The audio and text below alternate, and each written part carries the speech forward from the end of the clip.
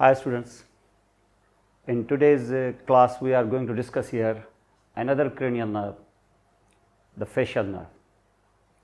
Facial, as the spelling of the facial nerve you see, it is a facial nerve, you write it like this also, facial nerve. And the facial nerve you see by number, if you will in fact will rub this off, remove this here. So it becomes now the seventh nerve. Facial is the seventh cranial nerve. In order you see from above downward, when you are actually numbering the nerves, the facial takes the number 7 here, seventh nerve. And already you see that is the brainstem structure. And we have already told you that all the nerves, they originate, you see that they origin from, or they emerge from the brainstem, except the first two nerves, olfactory and the optic, they take origin from the cerebrum, that is from the forebrain. But remaining all the nerves, remaining 10 nerves, they will take origin from, or they emerge from the brainstem. You have already seen here, the one which is taking origin here from, after your first and second, this is the oculomotor nerve, third nerve from midbrain. Now this is midbrain, you see. So we have got this third nerve. The fourth nerve that emerges here from the back of the midbrain, this is the fourth nerve. Fifth nerve already we have discussed here, this is the fifth nerve, that is the trigeminal nerve that emerges here from the upper part of the pons. And now from the lower part of the pons, three more nerves you see, that's called the sixth nerve, the abducens. The seventh, this one is the red one, which we are going to discuss today. It is the facial. Next is the vestibulocochlear. And the last four nerves, they will emerge from the medulla oblongata. And out of this, you see, this is the ninth glossopharyngeal. This is 10th nerve, this is the vagus. 11th is the accessory, and 12th is the hypoglossal. So these are the 12 nerves which in fact will emerge from the brain, the various parts of the brain. The 2 from cerebrum and remaining 10 from the brainstem.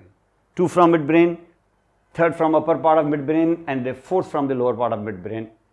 And then is your 5th nerve that is emerging here from the upper pons, and then 6, 7, 8 from the lower pons, and then 9, 10, 11 you have seen, and then the 12th, all they emerge from the medulla oblongata. Now we are discussing here this nerve. 7th nerve, there is the facial nerve. Facial nerve, we call it the facial nerve. That doesn't mean that it is actually related to the face only. That's not just related to the face. I believe it's related to the face, this is true. But you see, it's not related to the muscles of the face, for which it is more famous. Facial palsy related here to the paralysis of the muscles of facial expression. But everything, all the cranial nerves are related to the face, obviously. Except some of the nerves which can actually reach up to the neck, up to the larynx, and some of them, even not some of them, just one of them, in fact, continues its journey through the neck and comes to the thorax and reaches up to even half of the abdomen. That's the vagus nerve. Usually you see that all the nerves, in fact, they are targeting the head region, especially the face region here, and half of the skull. Facial nerve obviously is related to the face. In that sense, all the nerves are related to the face. So then all the nerves should be actually called as the facial nerves. Facial nerve is called facial nerve because it is actually innervating almost all the muscles of the facial expression. That's why it is called the facial nerve as such. Though facial nerve is not related to the cutaneous innervation of your face or your scalp.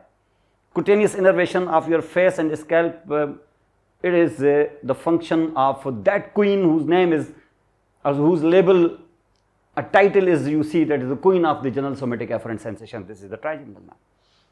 So skin of your face is the territory of the trigeminal nerve. Ophthalmic in the upper part, maxillary in the middle part, and roughly mandibular in the lower part here. This is the work of, this is the function of the trigeminal nerve. So 3 divisions separately. But here facial nerve is all the muscles of your face, of your facial expression, you say, they are supplied here by the motor part of your nerve, that is called the facial nerve.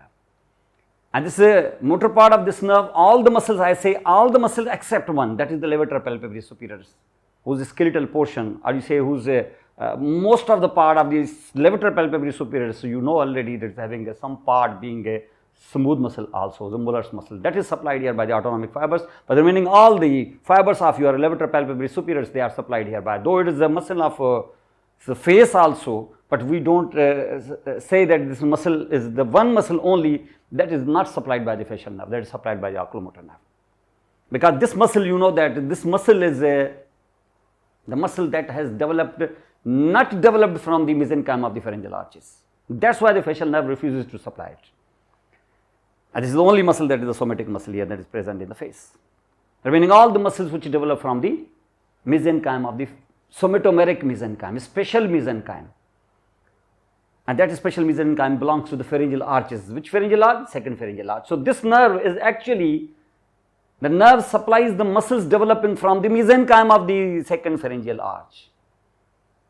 And when any nerve supplies the muscles developing from the pharyngeal arches, mesenchyme of the pharyngeal arches, somatomeric mesenchyme, branchiomotor component it is actually carrying, or special visceral efferent component it is carrying, always considers such a nerve must be a mixed nerve.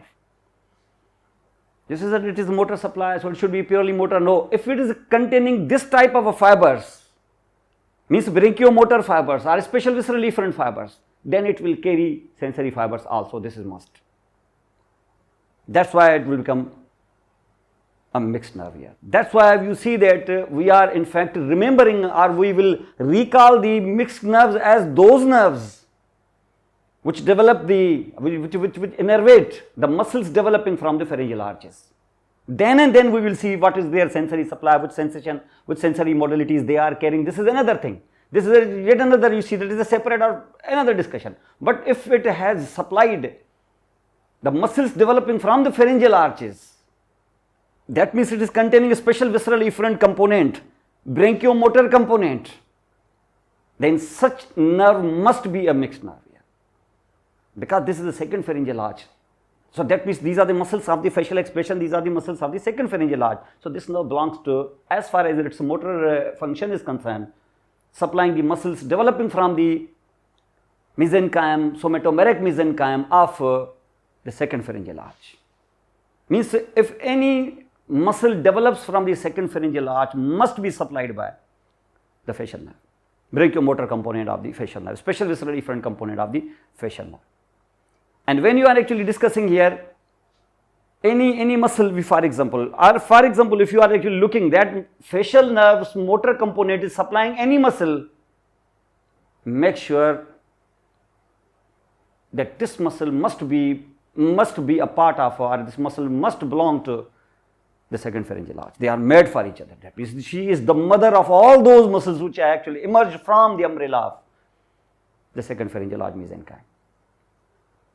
So this is the motor nerve for this purpose.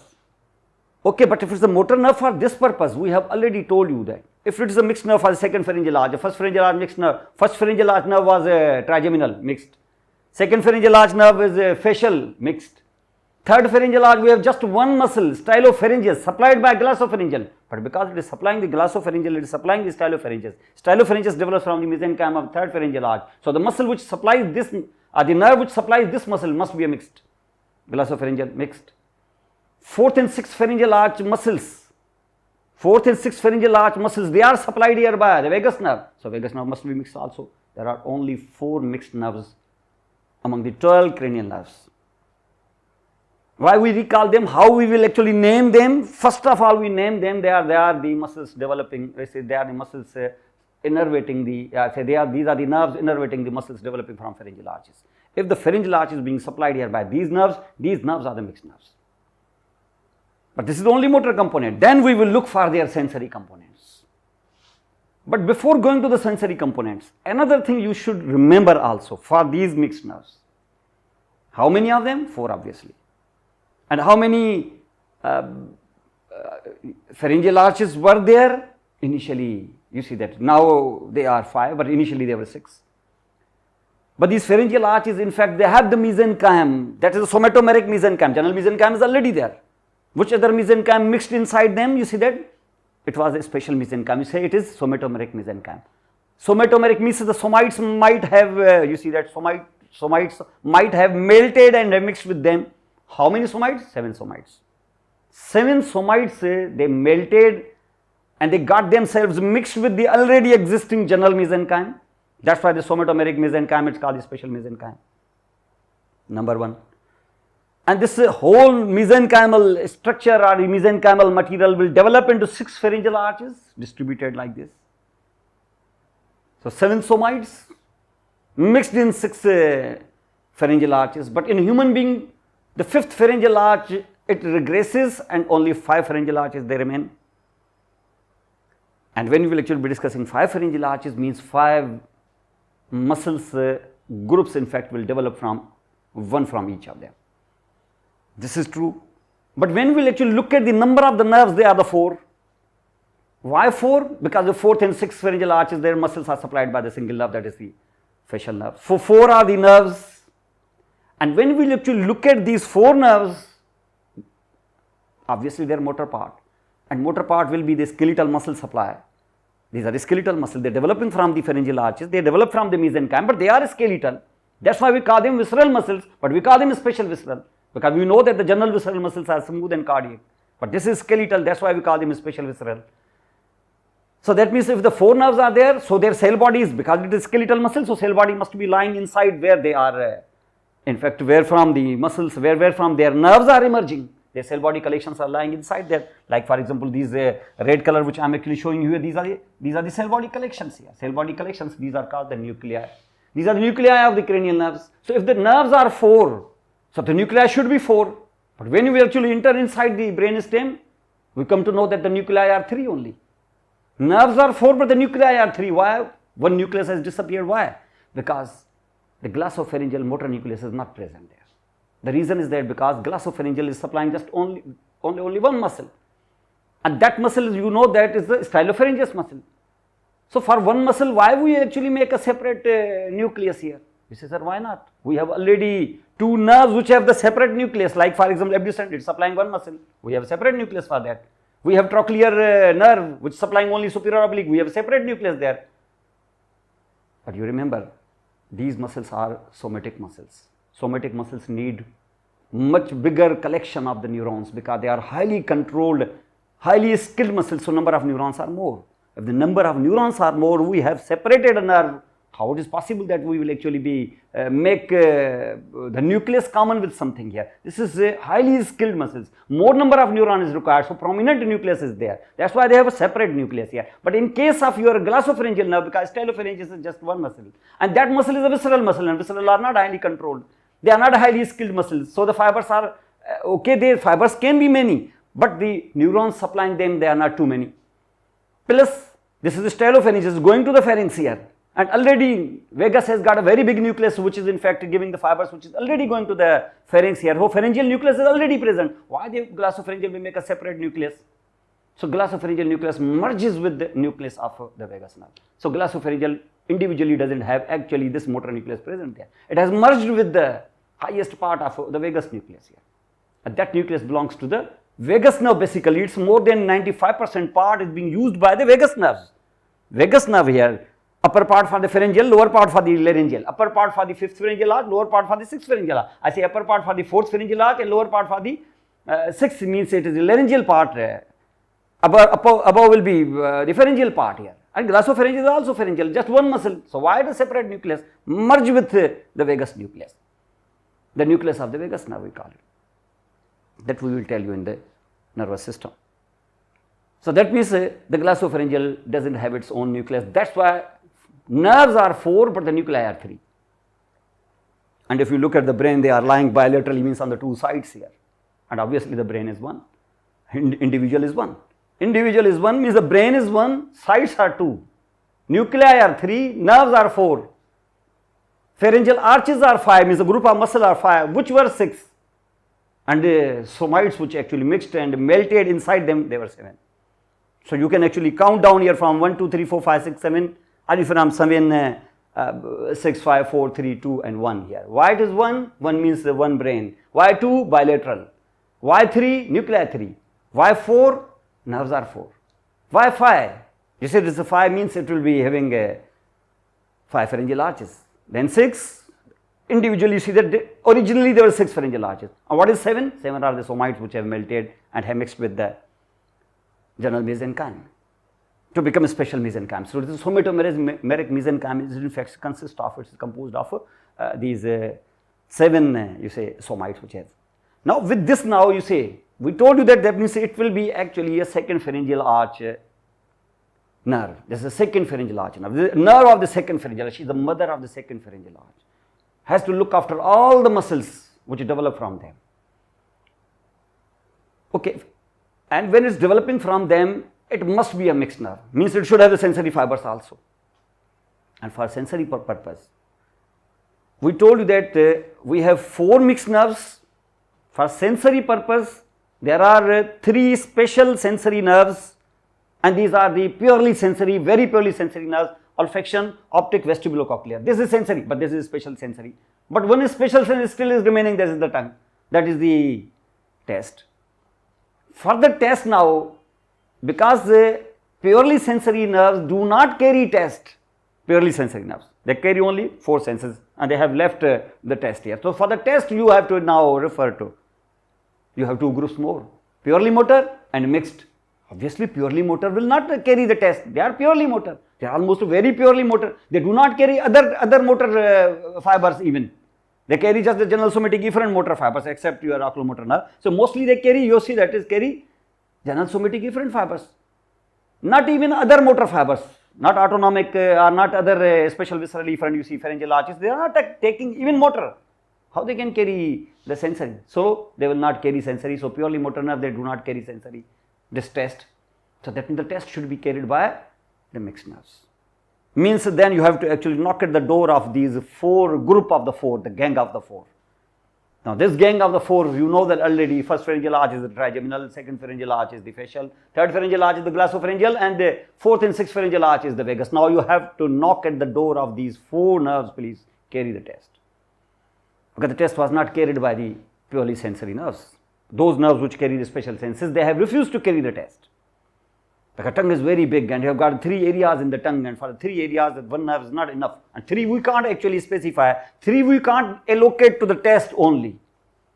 That's why this work has to be actually subserved, or this work has to be done by some mixed nerves now. Some mixed nerves already we have seen. Which mixed nerves? We have seen already the mixed nerves. Which one? You have seen here a mixed nerve, first pharyngeal arch mixed nerve, you know that is first pharyngeal arch nerve, 5th nerve mixed, second pharyngeal arch, 7th mixed, then third pharyngeal arch, 9th mixed, and then 4th and 6th pharyngeal arch, 10th mixed. Now these are the nerves whom you have to request to carry the test. Out of these nerves, we have probably discussed this, that this one, the 5th one, this lives in, as far as its sensory modality is concerned, as far as its efferent fibers is concerned, this area, she is the queen of the somatic world. Remaining 3 are, they rule on the visceral world. This is somatic, this is visceral. So that means now, if you will actually try to put the load of the test on your trigeminal nerve, she will refuse to carry. She says, I am somatic, I can't take the visceral signals. I can't take the visceral signals, so that means the test will be not carried by the trigeminal. So then what is the choice now? Choice is these 3.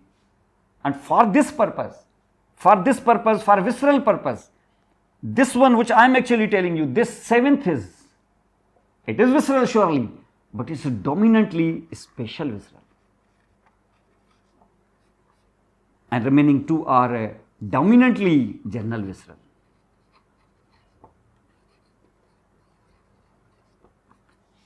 This is dominantly general visceral.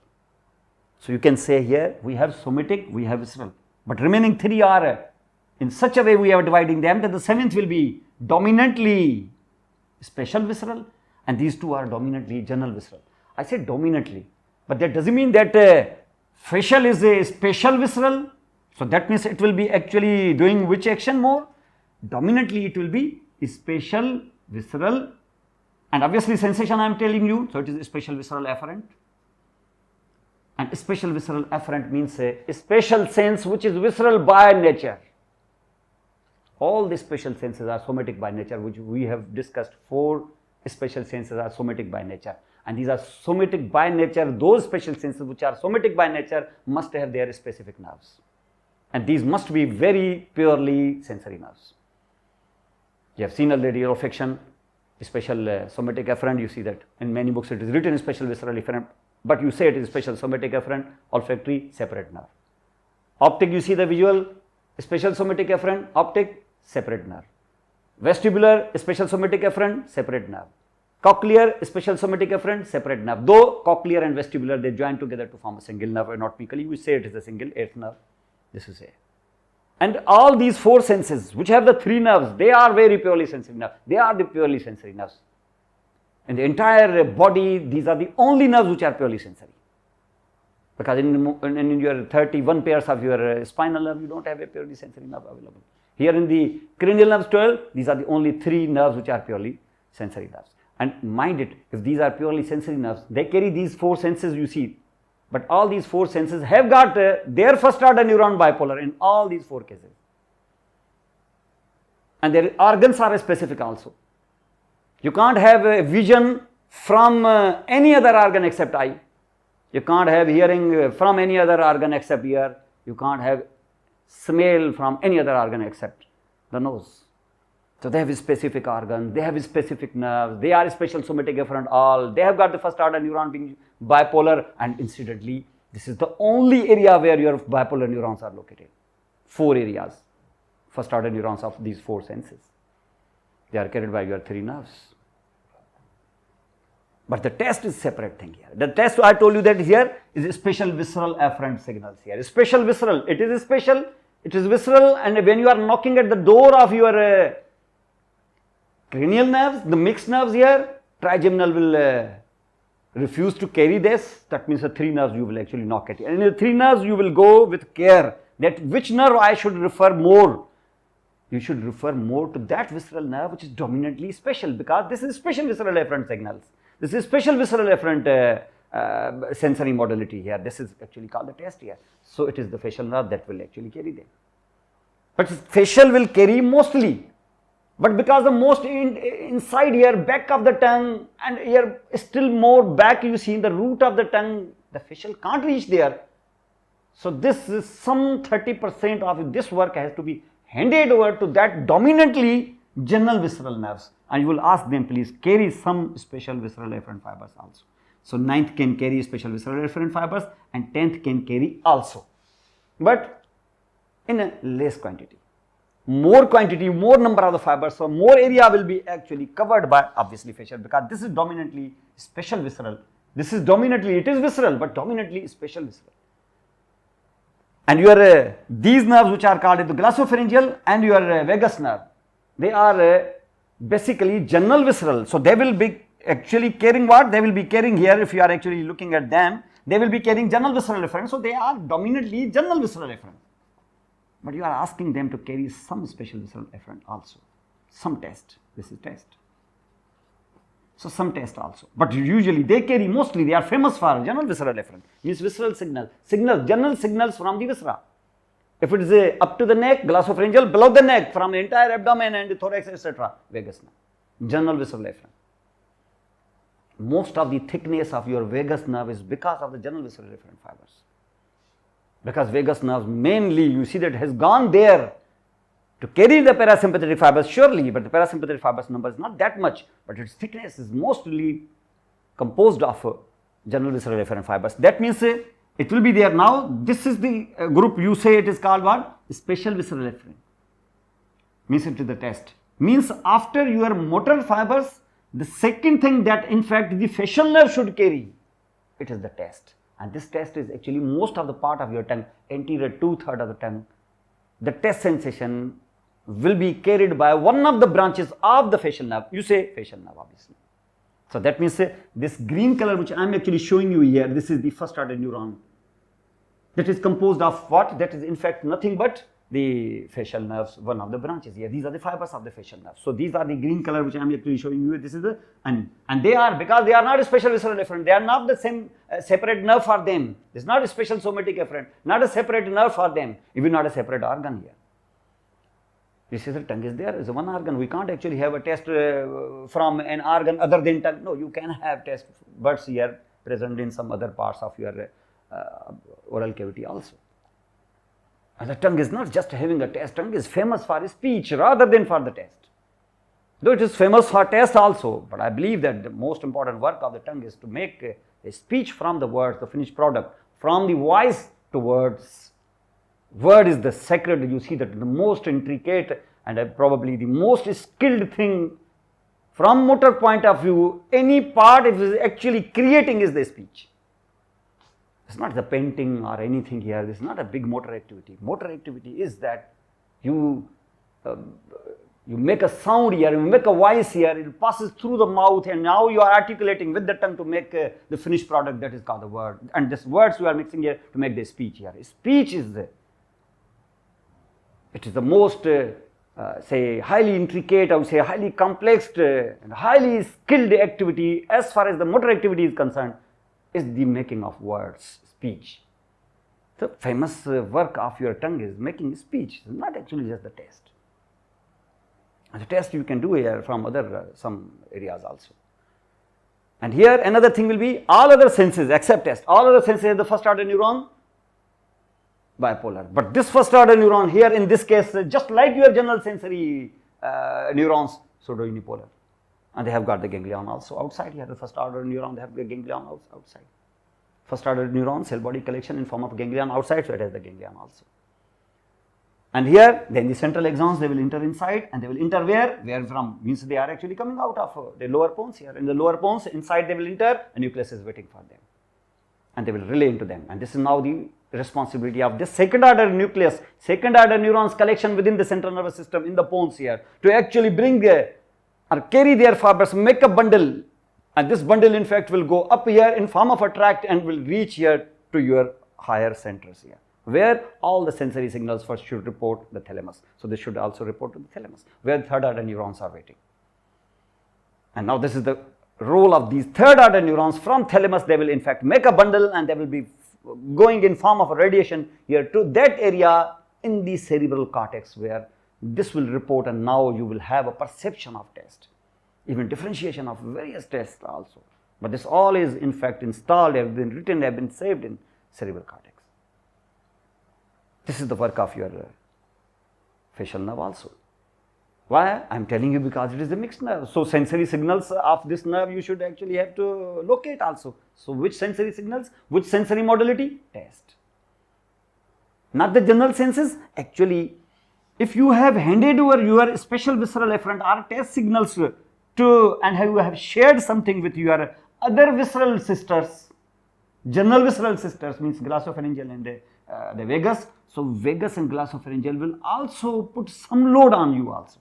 Which load? For which they are famous. For which they are famous? They are famous for what? They are famous for general visceral efferent signals. So they will also give general visceral efferent signals to the facial nerve to carry them. But in our discussion, we will not explain the general visceral efferent, though the general visceral efferent is also carried by the facial, because it has already given its special visceral efferent 30% load to the glossopharyngeal and the vagus, posterior 2/3 to the glossopharyngeal, and most posterior to the root of your tongue over the epiglottis, etc. Taste buds are there. It is being carried by the vagus nerve because it is visceral, it is special visceral. So all 100% special senses should have been carried by the facial, but the facial has actually handed over 30% fibers to glossopharyngeal and the vagus. So glossopharyngeal and vagus, which are general visceral efferent nerves, has actually handed over to some extent 5% general visceral efferent fibers to the facial reciprocate.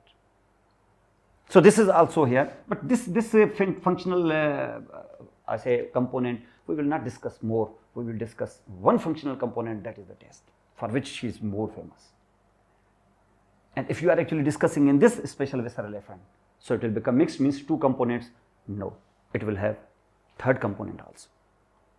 Because we have told you that if any nerve, it is a mixed nerve, it is containing special visceral efferent fibers, must contain autonomic fibers also.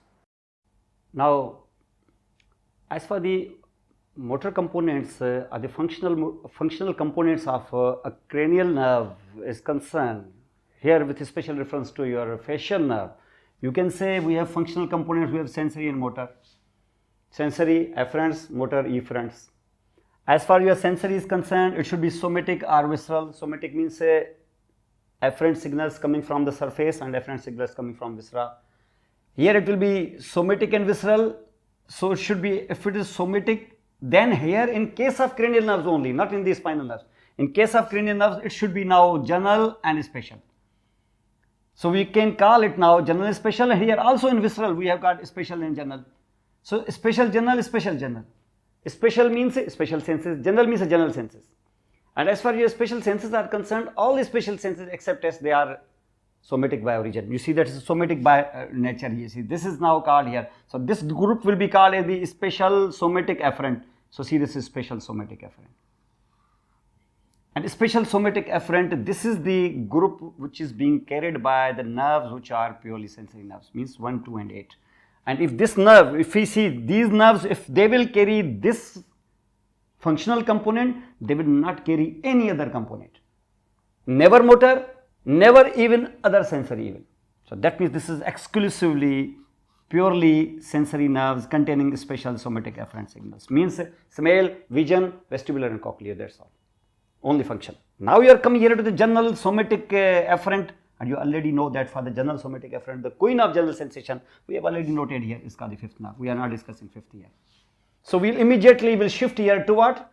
To our next three mixed nerves here. Next three mixed nerves means they are visceral nerves. That's why they are actually taking visceral signals. And out of the visceral signals, we have got special, we have got general.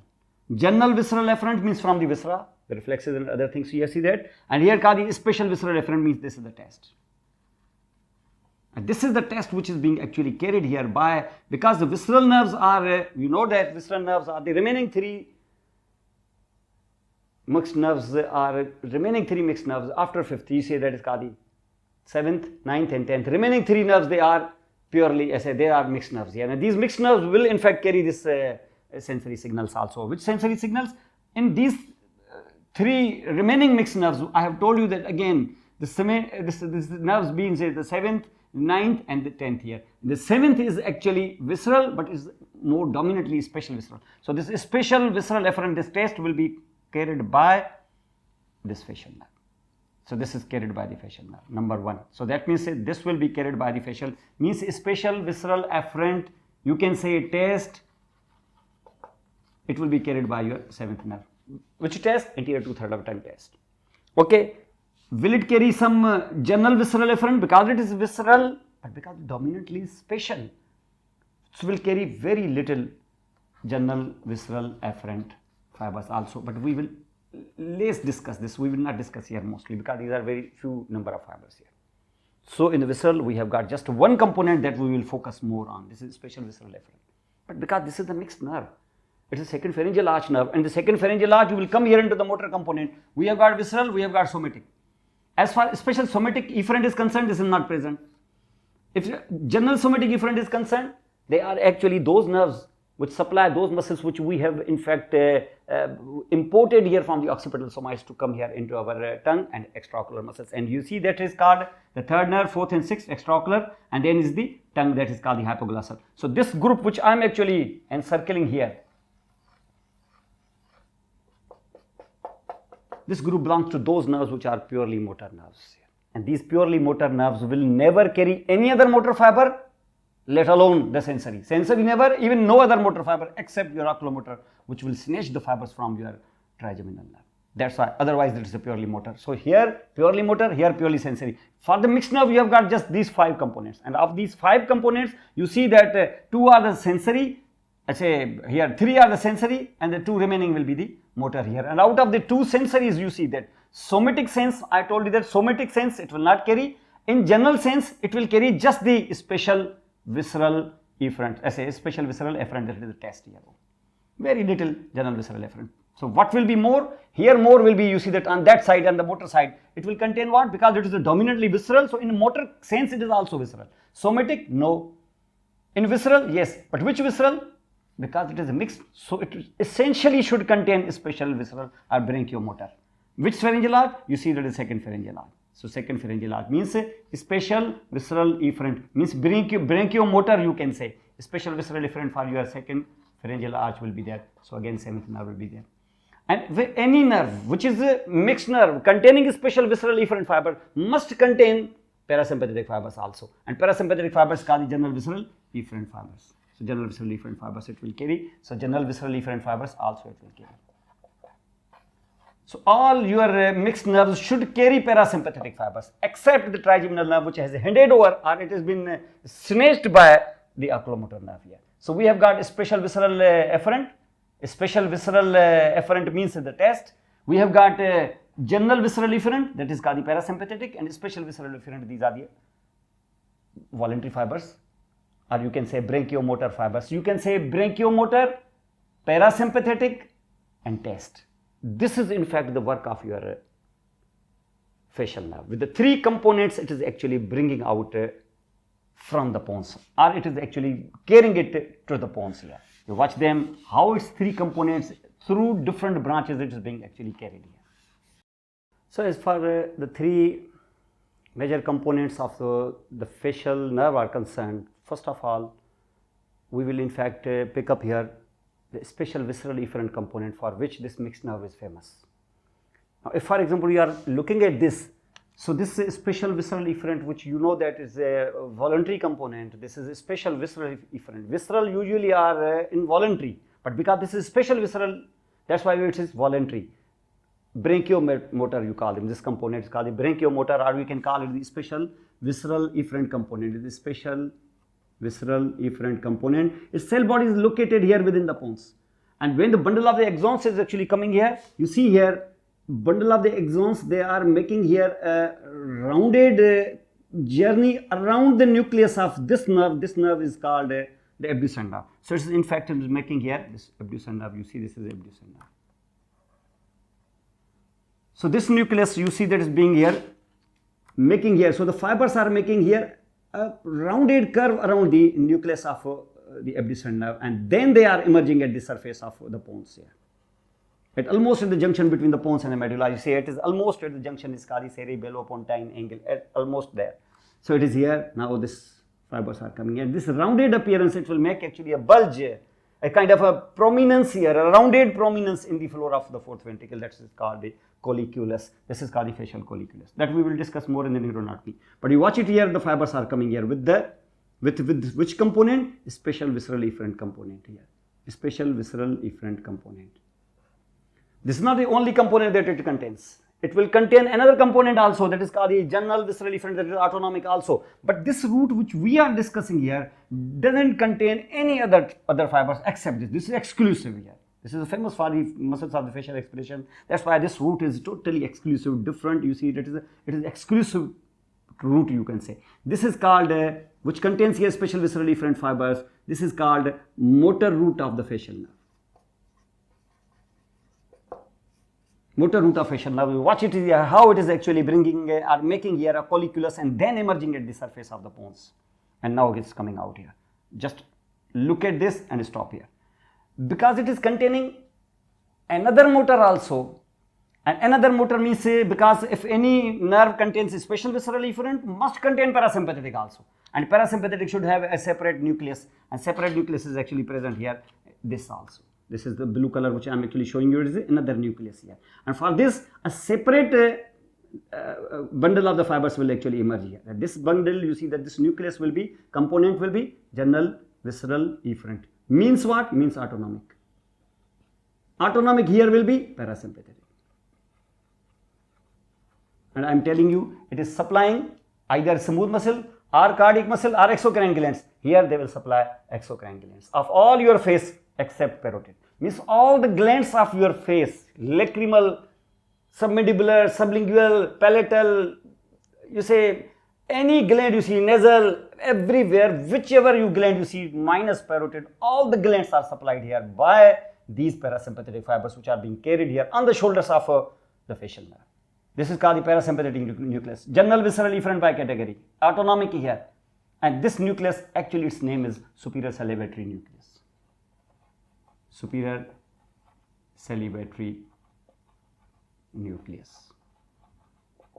So how many glands are remaining only? Just one gland is remaining, and that gland is the parotid gland, and that will be supplied by another nucleus that is called the inferior salivatory nucleus. That we will discuss later. But you see this is here now, the fibers are now emerging here. A second root has been created. But can you call it the sensory root? You can't call it the sensory root. Can you call it the motor root? Motor root already have been given here the name here. Then what you will call this root now? This is the part of your facial nerve. Okay, stop here. We will not actually name it yet. But because we know that we have got another component also, because this is a mixed nerve and this is a visceral, special visceral, so the test fibers are also there. And this green color which we have actually shown you is called the test fibers. And test fibers are there. These test fibers are running and making here a separate root along with the parasympathetic fibers. And this have got the cell body standing outside here in form of a ganglion, first order neuron cell bodies, and there their central axons, they are actually running here, and they enter here into what? Into the pons now. And in the pons, the second order neuron cell bodies collection nucleus is waiting for them. This nucleus, actually its name is the nucleus of Tractus solitarius, that we will discuss in the neuroanatomy. But at least one thing is quite clear, that we have got this another component also. This is called the special visceral efferent component. This is the test. The test and parasympathetic, which I have already told you, is called the general visceral efferent component. That is the parasympathetic. These two components, they run in the same root now. Because this root is containing test, that is the sensory, and is containing general visceral efferent parasympathetic, that is visceral motor. Because this root is containing actually motor, that is the visceral motor, and the visceral efferent, that is called special visceral efferent in the test. So this root cannot be called as the sensory root. You call it, and even you can not call it the motor root, because motor root is already exclusively containing the special visceral efferent fibers. So this root actually its name is nervus intermedius.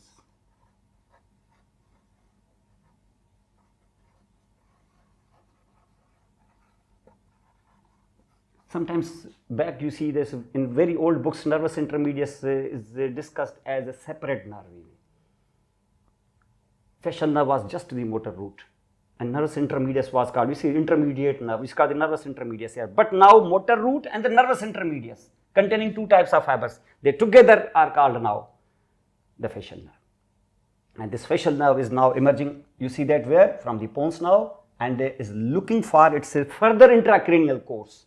And further intracranial course means this intermedius, as a nervus intermedius, which is containing here parasympathetic, this is the general visceral efferent, and test fibers is the special visceral efferent. This nervus intermedius along with the motor root, which exclusively contains only one, that is called the special visceral efferent, means for the muscles of facial expression. These two roots are, these two nerves, you see that it's a single nerve, it is entering now into the pittus part of the temporal bone through a meatus that is called internal acoustic meatus, to enter here into the pittus part of the temporal bone here. Then its further intracranial course, you see that will start now. Its further course will be inside the pittus part of temporal bone, where is lying your inner ear and the middle ear. So it has very important relation with the inner ear and the middle ear. And here until now, you see the motor fibers are motor root, and then is the nervus intermedius. When the nervus intermedius will give the branches, these branches will never contain any fiber from the motor, and when the motor will give the branches, there will be no fiber from the nervus intermedius that will run in the branches of the motor. So why they are the same nerve here? At one spot these two roots are actually fused. That's why this is considered as a single nerve here. We will see this here, how this enters into the internal acoustic meatus, and where these two roots, intermedius, nervus intermedius, and the motor root of the facial nerve, where they will actually fuse to in fact be qualifying to be called as a single nerve, as a seventh nerve, that is the facial nerve. Watch it here in the pittus part of a temporal bone, it further goes.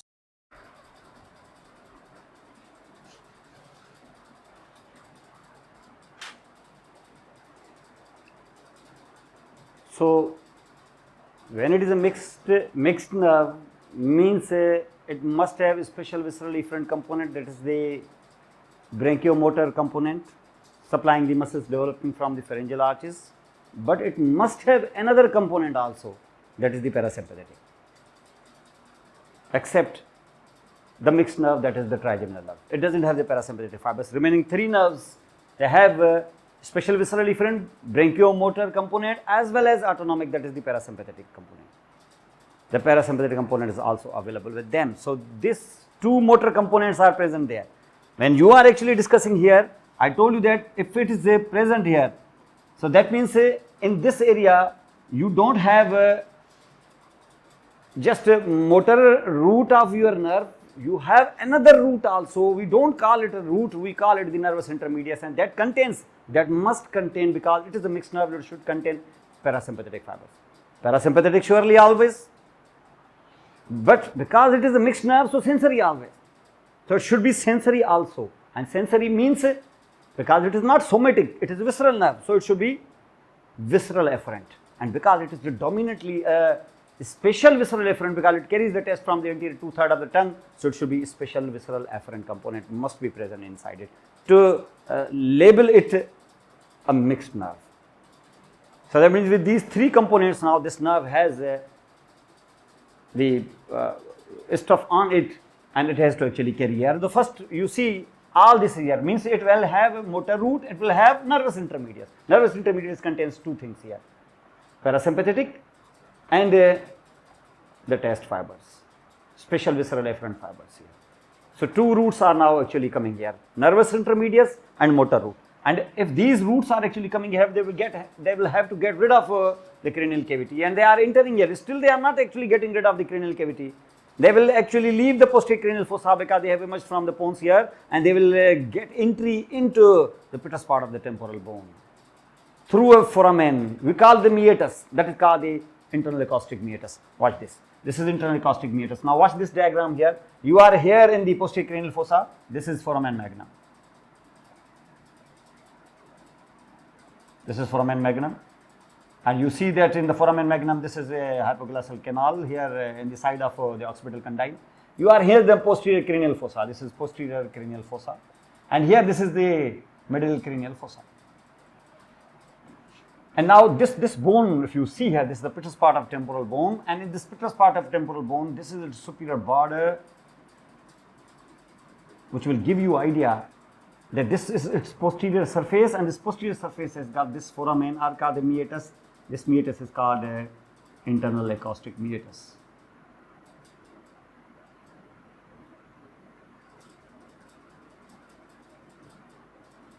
Why called the internal acoustic meatus?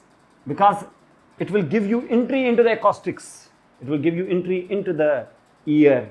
And because you are going here from the cranial cavity, that means the first part of the ear that will strike you is the inner ear, where you know that a lady is lying here, a bony labyrinth, which is composed of one cochlea, connecting vestibule, and three semicircular canals. Watch them. See, this is the three semicircular canals, one here, one this. We will not go into the details of the semicircular canals here, but I am showing you here that in this area, you know that pittus part of temporal bone, you can divide them roughly into the three parts here. You see, one is the base. You see base from where it is emerging from the temporal bone. One here in this middle portion, and one is the medial portion, which is very close here to the medial tip of the pittus part of temporal bone here. And when you are actually going here on the medial side, so this medial 1/3 it doesn't have anything inside it buried, but in the middle 1/3 there is the bony labyrinth inside it, the three semicircular canals and cochlea, and connected by the vestibule. This is bony, I said, this is bony labyrinth. Inside is lying here the membranous labyrinth also. This is called the bony labyrinth. Okay, this is here. This is buried in the middle part of your pittus part of temporal bone. The lateral part of, you see that lateral 1/3 of the pittus part of temporal bone is buried inside where the ossicles here. This is the middle ear. So this will be its middle ear. And outside, you know that we have got the external ear, we have the auricle ear. And we have external acoustic meatus also. So this is the ear which you are actually seeing here. This inside the cranial cavity you are watching here to see the pittus part of temporal bone. So in the back side of the pittus part of temporal bone, and you are watching here is the jugular foramen. Nothing to do with the jugular foramen yet here, but you are looking at this. And when looking at this, you see this is called internal acoustic meatus, And this internal acoustic meatus through which you actually give the passage to the two nerves here. One, which we are discussing right now, this is called the facial nerve. Motor root of facial nerve and nervus intermedius both are entering separately in the internal acoustic meatus, which has already been almost more than half is being already filled by another nerve, that is the next nerve in order from 7th, it will be the 8th. And 8th by itself is actually having the two components, the cochlear and the vestibular. It is also entering. Actually, it's entering, you can say it is leaving. The thing is that the impulses are actually coming from ear to the brain. But okay, you say it is actually entering now. Entering means now is internal acoustic meatus. You are watching here your cochlear nerve, which is connected to the cochlea, and vestibular nerve, which is connected here to the vestibule and 3 semicircular canals. We are not doing this nerve right now. Okay, this will be done here in the topic of purely sensory nerves.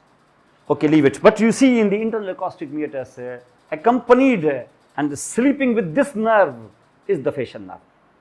With the two roots you already know here. This is called motor root of the facial nerve, that containing the special visceral efferent are brachiomotor fibers here, which is in the cell body, you know, that are lying in the motor nucleus of facial nerve, which is making a colliculus, a rounded turn around the abducens nucleus to form the colliculus, rounded thing here, rounded bulging, rounded prominence. And if this is now the thing here, then you see the next one is called the nervus intermedius, which contains parasympathetic and the taste fibers. That is containing general visceral efferent fibers also to some extent, but we are not discussing that. See, special visceral efferent, this means the taste fibers from anterior 2/3 of tongue basically, and the parasympathetic fibers for all the glands of the head except parotid. They are actually present in the nervus intermedius. And both these nerves, root, that means the motor root, which is containing the muscles, which is containing the nerves for those muscles which develop from first pharyngeal arch, I say second pharyngeal arch. All the muscles of the facial expression plus some more means small 4 other muscles also. And if you are actually discussing here, so this nerve is entering now with the motor root as well as the nervus intermedius. These two things, they are entering into the internal acoustic meatus to come across now the bony labyrinth, which is composed of the cochlea, vestibule and 3 semicircular canals. This you have to actually understand how they are entering. See, they are entering here. If you are sitting now here in your inner ear, for example, so right from here is entering now your facial nerve. And here this is now, you can say, the end of your inner ear. Here if I am sitting, for example, I am the labyrinth. So if it is actually striking here, you see, if it is striking here, if the nerve is entering through the internal acoustic meatus, it comes here between the cochlea and semicircular canals is passing here, and we stopped by the partition between inner and the middle ear. It will not be allowed to through. It will not be allowed to through. If it is going passing through some foramen, it will come into the middle ear. So it will not come into the middle ear. It will strike here. When it will strike here, you see, because it is not allowed to go. If it is not allowed to go here through into the middle ear, so it will be running around the walls of middle ear. Here, this is now the partition between middle and the inner. Means for inner ear it is the lateral partition of the lateral wall, for middle ear it will be the middle wall. And here not only this, but at the same time we have the superior wall or the roof also, that will separate the middle ear from the cranial cavity. We should have lateral wall also, that is made here by, of middle ear, that is made here by the tympanic membrane. We should have inferior wall also. We should have anterior wall also. We should have posterior wall also. But focus on the posterior wall. Surely on your medial wall also. Means inner ear's lateral wall, middle ear's medial wall. And middle ear has the posterior wall also.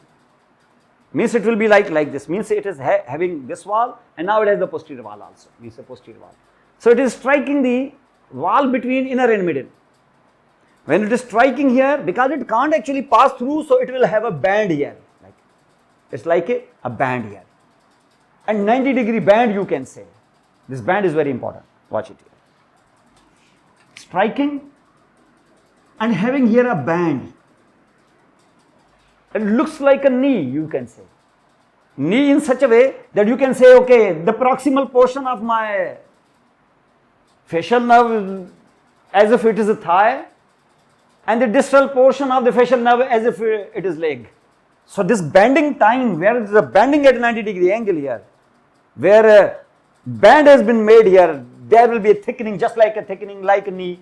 Knee has the thickened part, you see that is a bulging part here. So like there will be a knee like bulging here. Actually it's bulging not because it is a bending here, knee like band which is present here, right at the bending here, striking time when it is striking the partition between inner and middle, so it is having a band. So after the band, it will continue here on the posterior wall of the middle ear, because it is actually creeping like snake around the walls of the middle ear, never enters into the middle ear cavity. Middle ear cavity is a totally bony cavity here. It doesn't enter into here. So it is creeping just like snake around the walls, from outside the walls of the middle ear. And surely it is entering the inner, because inner ear lateral wall is actually the middle ear's medial wall. So it is here and then bending and running on the posterior wall of the middle ear. After leaving the inner ear, making a groove on its bony wall, enters here into a kind of a canal, you call it the facial canal. But this facial canal's remaining portion will be behind the posterior wall of your middle ear, that has been posteriorly bounded here by the Mestad process. You see this. You see here, you are watching this red color, this is the facial nerve. Which root of facial nerve? Any root, okay. But this is the facial nerve which you are actually seeing now. I told you that it was actually running where? It was running first here on this side. Means here a band is created, knee-like band. Like this was your thigh, this is your leg, looks like you are bending here. Your knee has been bent here. Okay, this is another thing. But the thing is that when it's running on the back side of you see that's on the back of your posterior wall of your middle ear. On its posterior wall, it is being bounded here by Mestad process. And Mestad process inside you see it is having the air cells also. We call the Mestad antrum.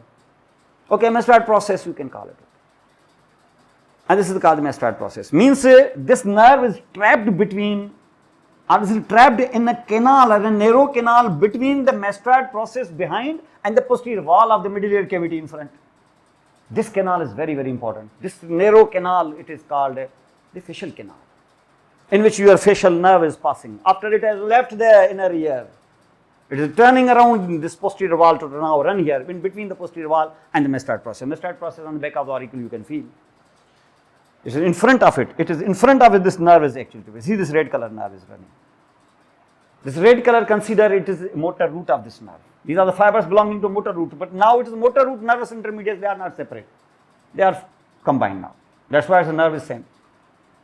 But when the motor root will give any fibers, any branches, none of the fibers from motor root will enter into any other, also any branch of the nervous intermediates. Nervous intermediates branches are totally separate. They contain two types of fibers, parasympathetic and taste. No motor fiber at all. Means no branchiomotor fiber at all.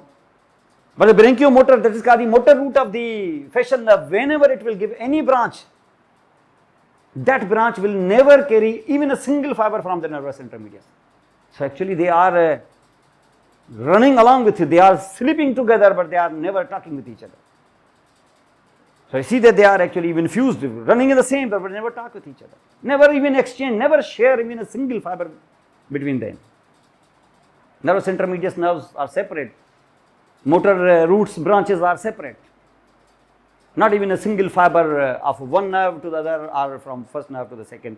It will be totally separate. I will tell you how they are. So see, this is called now your facial nerve, where the band is there. Now this is the band. When it has entered into the internal acoustic meatus, after a short while, motor root and nervous intermediates, they will fuse together to form a single nerve. That's why this nerve is called the seventh nerve. This nerve is called a single nerve, a facial nerve. Otherwise, in very old books, nervous intermediates was actually being called as a separate nerve. And facial nerve was actually called as the purely motor nerve, containing the branchiomotor fibers only. But now they say that it's not actually a single nerve, although the nervous intermediates, the fibers are their branches, and motor roots branches, they are separate. Never single fiber actually will have a common nerve between them. But still we call it the same, we say it a single nerve, we call it the seventh nerve because it is fused here. And when it is fused, especially When this here fuse, and after the fusion, you see bending takes place. Means even before bending, they are fused. And when the bending takes place, this bending actually is not just bending, it is not just a bulging or swelling here. It is swelling is because of a reason. The reason is that because there is a huge collection of cell bodies.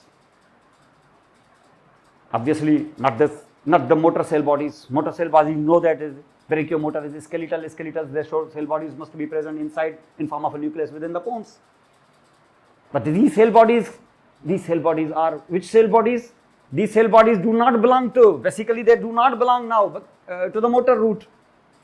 But now we not call the motor root separate and the nervous intermediate separate. They were initially separate, but they are not separate. But at least when we will actually say whose property is this? Obviously, it is not the property of the motor root, because motor root has the cell body present within the pons in form of a motor nucleus of the facial nerve, whose axons are making a colliculus around the abducent nerve, and now they are coming outside in form of a motor root of the facial nerve to supply now your facial expression and some other muscles also. So, the cell bodies of this ganglion, now you can call it, they belong to which root? Obviously, nervous intermediate root. But they belong to what? Because the two types of fibers are running in the nervous intermediates. One is parasympathetic, one is the test. Test is sensory. And parasympathetic, you know that will be which parasympathetic? Preganglionic parasympathetic. So, which ganglion this will be? Will this be a parasympathetic ganglion where your preganglionic parasympathetic fibers should relay? The answer is no, because this is not a parasympathetic ganglion. We have just 4 parasympathetic ganglia. One is the ciliary, one is submandibular, one is otic, one is pterygopalatine. So, submandibular, otic, pterygopalatine and ciliary, we have 4 parasympathetic ganglion. This is not one of them. You see, it's none of it. You see this ganglion is not among them, obviously. This ganglion, because it is lying actually at a band, at a knee-like band, where there is a band of the, say, the band of the facial nerve. That's why this ganglion is called the knee-like ganglion. Knee is called the genu. Genu is the knee. Genu means the knee. That's why this ganglion's name has become geniculate ganglion. A very famous ganglion. You see, it's called the geniculate ganglion. A very important content of your inner ear, where there is a band of the nerve. So, here is the bulging. Bulging is composed of the fiber, say, cell bodies. These cell bodies are not parasympathetic, surely not sympathetic, because you see above the superior cervical ganglion, there is no sympathetic cell body present even. So, what this will be? This will be obviously sensory root ganglion. Sensory root, what do you mean by sensory root? Does it contain any sensory fibers? Yes. Which sensory? Test. So, these are the cell bodies of the test fibers. So, that means these are the cell bodies of the test fibers. For example, if we are seeing the cell bodies of test, so which type of cell bodies they will be? Which type of neurons they are? They are pseudo-unipolar neurons.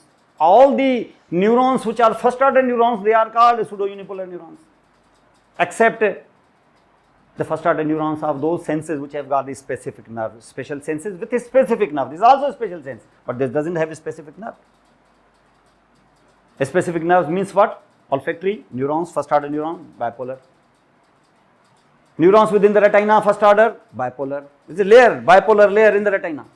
Then you have got a cochlear and vestibular, bipolar. So, we have got 4 sites where the bipolar neurons first order you see here. Remaining all sensory neurons, first order neurons, general sense and this remaining special sense, all of them they are pseudo-unipolar. So, they are the pseudo-unipolar neurons which are present here, whose central axon was running along with the nervous intermediate part of your facial nerve, and their central axons are running with the distal part of the facial nerve.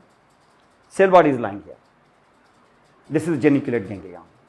So, that means say this is the geniculate ganglion. Now, you are entering here, your nerve is bending, later on nerve will take actually a creeping course around the back side of the posterior side of the posterior wall of the ear, which is bounded behind by the mastoid process. This will happen, but here in the inner ear, at the geniculate ganglion, even before that, the nervous intermediate part and the motor root of the facial nerve, they have already fused to qualify to be called as a common nerve, not nervous intermediate separate nerve and the motor root separate nerve. No.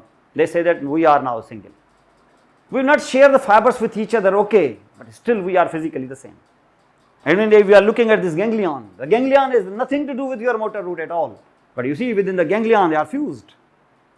So motor fibers will pass through the ganglion, will not relay into them, but from distance they will tell you that we are one. Because this is sensory root ganglion. So this is now the fibers, these are cell bodies belong to the ear. Okay, now this time, for the first time, the facial nerve is giving you here a branch number 1.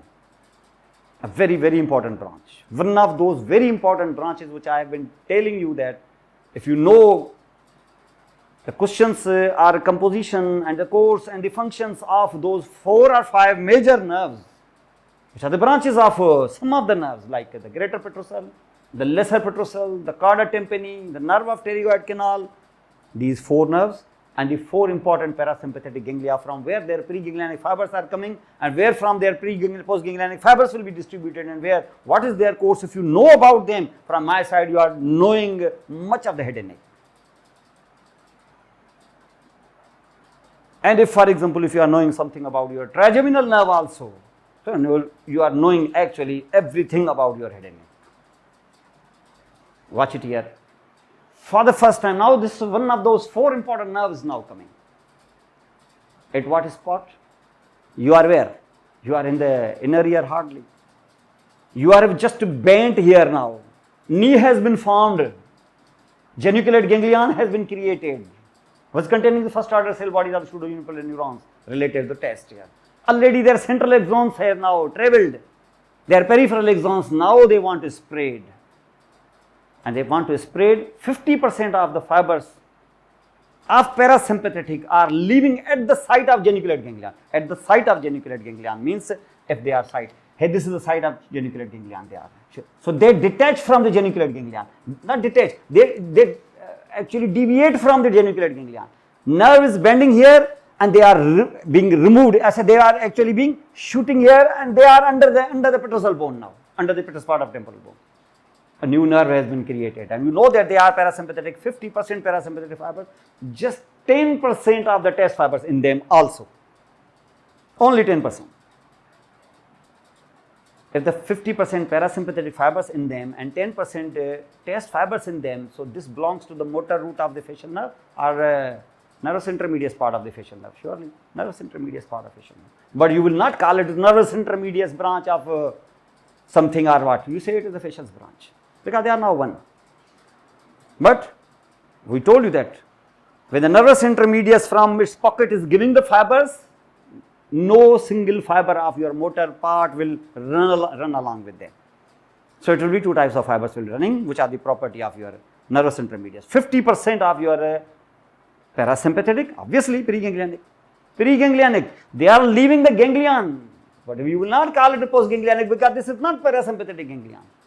This is just passing through them. These parasympathetic fibers just are passing through them, not relaying into them because this is pseudounipolar sensory neuron collection, ganglion. Just like your dorsal root ganglion. Sometimes you see that your sympathetic fibers pass through the ganglion, not relaying into them to form the splanchnic nerve. You have seen already, same is here. They are actually passing through them.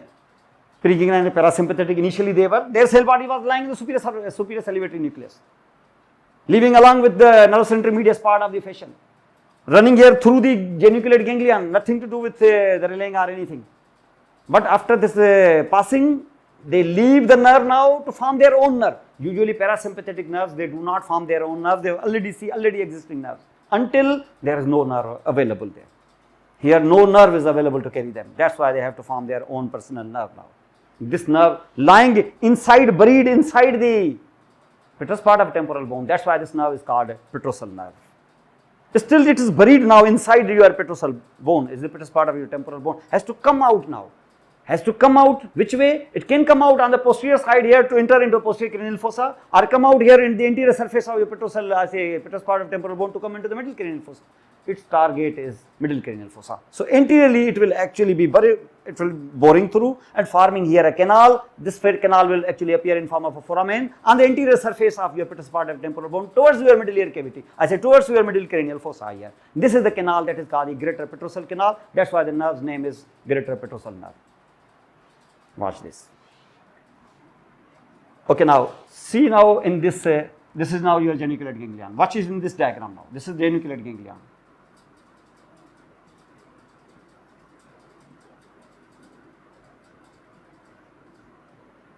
You have nothing to do with the geniculate ganglion. Parasympathetic fibers, which are the property of your nervous intermediates, they are entering through the geniculate ganglion, and now they are running here within the petrous part of temporal bone until they will actually be, you see, coming out of the petrous part of temporal bone, and now they are present here at a site. You see that in the petrosal canal, greater petrosal canal, this nerve's name is the greater petrosal nerve, which containing 50% parasympathetic fibers of the nervous intermediates and only 10% test fibers also. And test fibers, you know that are the cell bodies in the geniculate ganglion. And it is now entering, so you can say this nerve is entering along with what? Along with its, say, these fibers which I am actually showing you, blue color fibers also. These blue color fibers are the test fibers, and green color fibers you consider them as the parasympathetic fibers. So two types of fibers now they are entering into which nerve? This is called the greater petrosal nerve.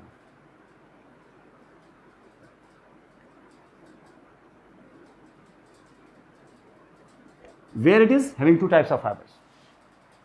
This is the first branch that has been given by your facial nerve, and this is actually running here within the petrous part of the temporal bone, emerges from anterior surface of the petrous part of temporal bone through the greater petrosal canal, and this greater petrosal canal will actually carry it to the canal through which is entering now your carotid artery. See now, if this carotid artery is now, you can say, is entering now. See the carotid artery, this is called the internal carotid artery, this is entering now. See, this is carotid artery, this is internal carotid artery, entering through the carotid canal, and now it enters here through this carotid canal. We have seen this carotid canal, and later on it will actually have its passage through the cavernous sinus, etc. like that. But this carotid artery is very, very important. It's not just the internal carotid artery, but around the internal carotid artery there is a very important plexus of nerve around the tunica adventitia of your internal carotid artery. And this plexus, which I have actually shown you here in this blue lines here, these are the fibers, you call them sympathetic fibers. Sympathetic fiber, this time they are not running along with the other nerves, they are making a plexus around the periarterial plexus here, very big plexus here. Okay, it is running here, but where are their cell bodies? Cell bodies can be present here, the highest ganglion, which is the last ganglion of your parasympathetic, that is the superior cervical ganglion. So see, this is superior cervical ganglion. Superior cervical ganglion. Which type of fibers? Pre or postganglionic? Obviously postganglionic. So these are the fibers, you know that here they are running and making a plexus, periarterial plexus around your internal carotid artery. These are which type of fibers? Postganglionic, postganglionic sympathetic fibers. Whose cell body is lying in?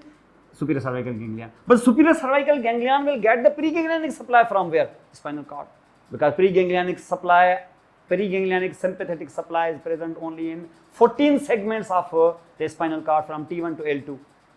12 thoracic and 2 lumbars here. In the lateral horn, this is your preganglionic sympathetic supply of your entire body. You don't have preganglionic supply at a place other than these 14 segments. So that means it is present here in the lateral horn. This is your spinal cord. Incidentally, which segment? T1 segment. So from the lateral horn or T1 segment, the fibers are coming outside here through the motor route of the C1 nerve. I say motor route of the T1 nerve, and they are going outside here. Outside, okay, T1 ganglion is also there, but they pass through them, then pass through many cervicals until it will reach here to the superior cervical ganglion, where it will now relay. So that from here will be the cell bodies of the postganglionic sympathetic fibers. Their axons will now run and will make a plexus around here. So that means to your head and neck, whatever nerves with the name of sympathetic will go, they all will be postganglionic sympathetic fibers, whose cell body must be lying in the superior cervical ganglion, whose preganglionic supply must be coming from lateral horn of the T1.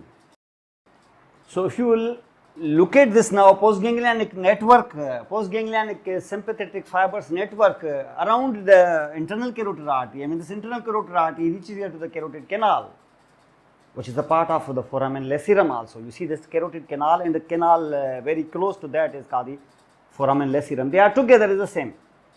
So if, for example, there is a canal that is called the foramen lacerum, or okay, so you say there is a carotid canal. So this nerve which I was actually telling you here, this nerve, which one? Greater petrosal, which was containing now which fibers? Preganglionic parasympathetic fibers.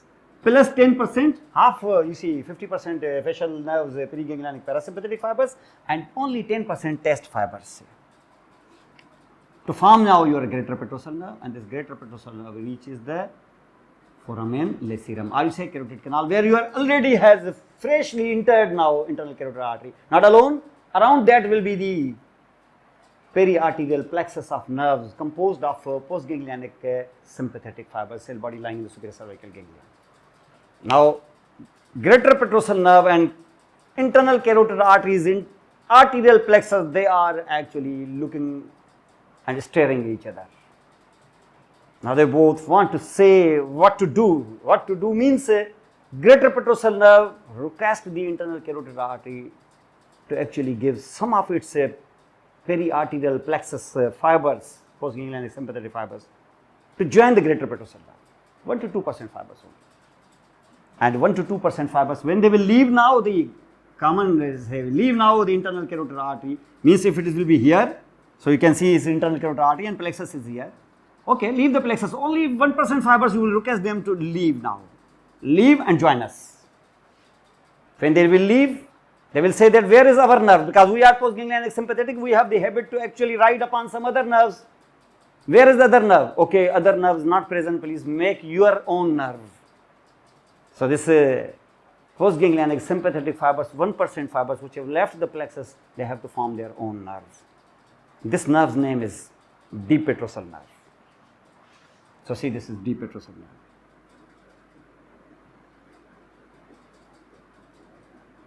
Deep petrosal nerve. Now you can say this is your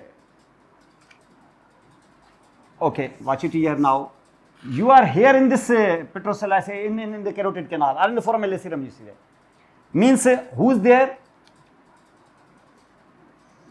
Internal carotid artery. What's around the internal carotid artery? Postganglionic sympathetic fibers.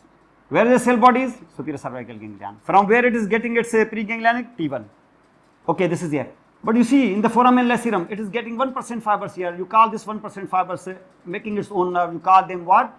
Deep petrosal nerve.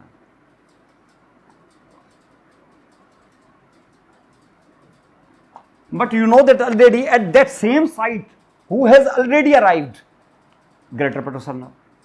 With what fibers? 50% test fibers, say 50% parasympathetic, but periganglionic parasympathetic. Fibers of the facial nerve with only 10% test fibers also.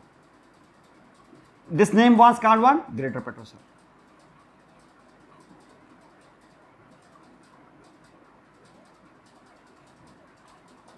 So deep petrosal and greater petrosal, they are close to each other.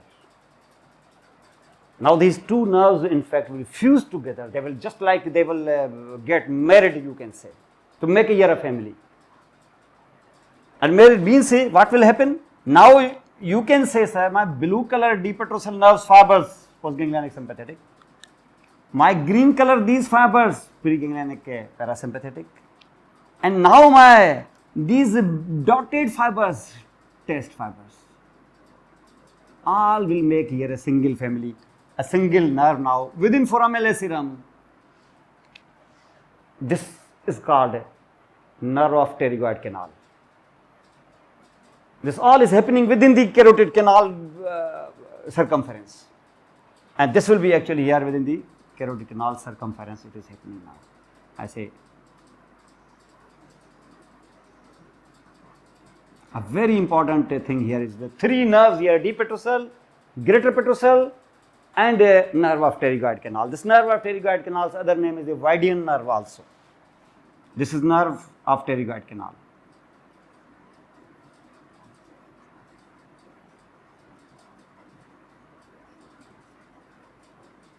This is called the Vidian nerve. Okay, it has been formed, but where? In the carotid canal. You see this in the foramen lacerum, you see that here. So what is happening? So you can say it is here, a nerve has been created at last here. This nerve has been created.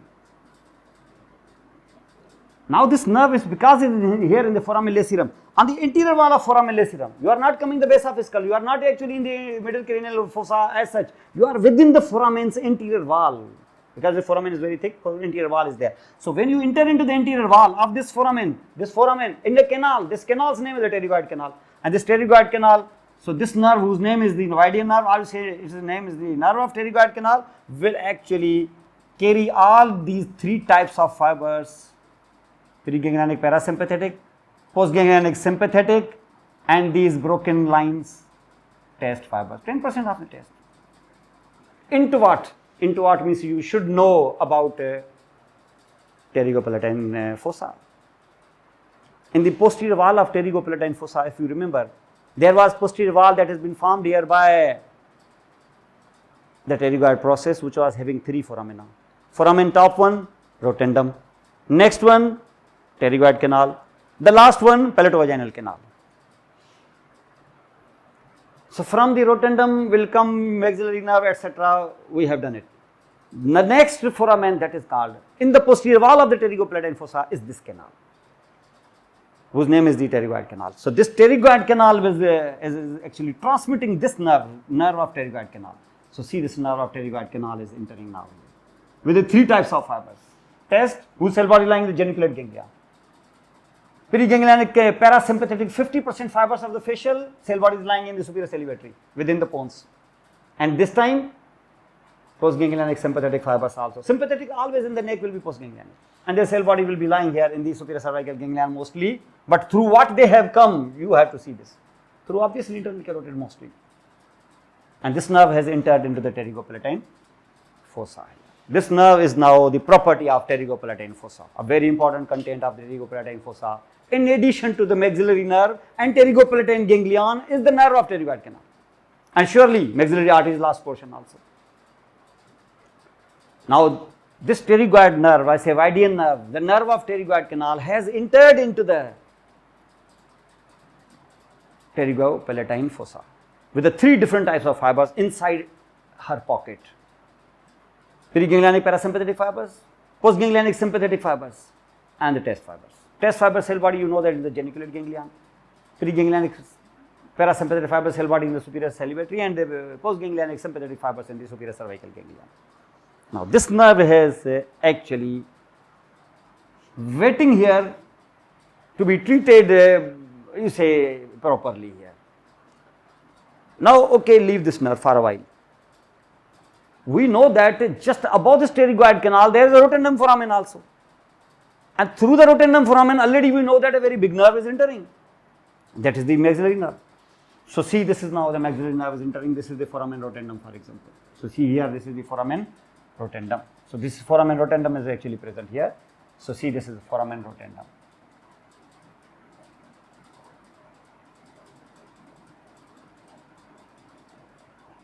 So this nerve is maxillary. Maxillary nerve will go and will form infraorbital, etc. But you know that this nerve is giving two important communicating branches to this ganglion. This ganglion, you know that is called the pterygopalatine ganglion.